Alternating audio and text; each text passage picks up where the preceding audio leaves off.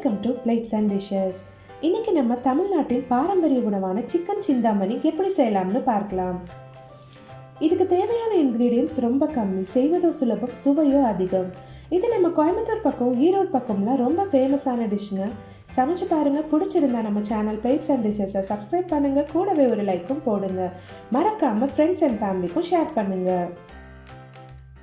இதுக்கு தேவையான பொருட்கள் என்னன்னு பார்க்கலாம்.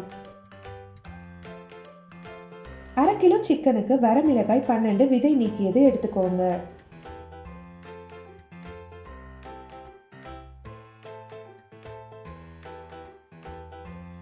சின்ன வெங்காயம் 1/4 கிலோ நறுக்கியது.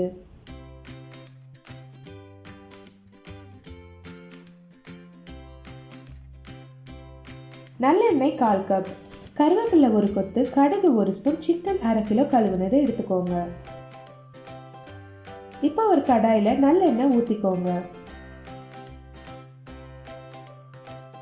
இப்போ இதில் கடுகு வெங்காயம் சேர்த்து நல்லா வதக்கிக்கோங்க.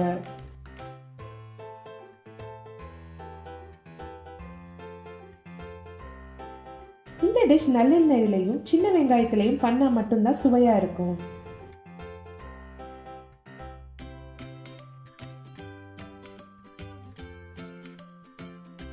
வெங்காயம் நல்லா வதங்கினதுக்கு அப்புறமா கருவேப்பிலை, வரமிளகாய், 1/2 டீஸ்பூன் மஞ்சள் தூள், தேவையான அளவு உப்பு சேர்த்துக்கோங்க. இதை ஒரு 2 நிமிஷம் நல்லா வதக்கிக்கோங்க. கழுவி வச்சிருக்க சிக்கன் சேர்த்து நல்லா மிக்ஸ் பண்ணிக்கோங்க. ரெசிபிக்கு சிக்கனை குட்டி குட்டியாக கட் பண்ணி வாங்கிக்கோங்க. அப்பதான் ஃப்ளேவர் இறங்கி நல்லா இருக்கும்.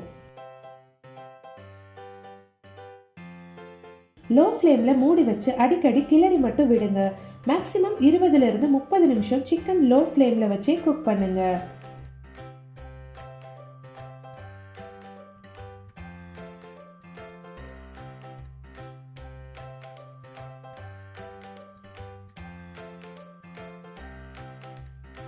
நம்ம இதுக்குன்னு தனியாக மிளகாய் தூள் சேர்க்கணும்னு தேவையில்லை.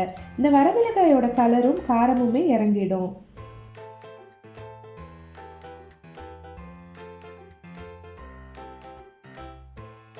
அவ்வளோதாங்க. ஒரு முறை சமைச்சிங்கன்னா மறக்கவே முடியாத சுவையான சிக்கன் சிந்தாமணி ரெடி.